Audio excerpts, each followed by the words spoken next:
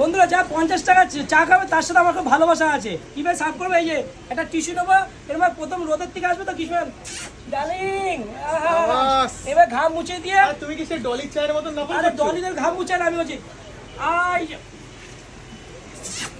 ওফ সাবাস, double kiss, ভালোবাসা। আর জল, চার সাথে জল,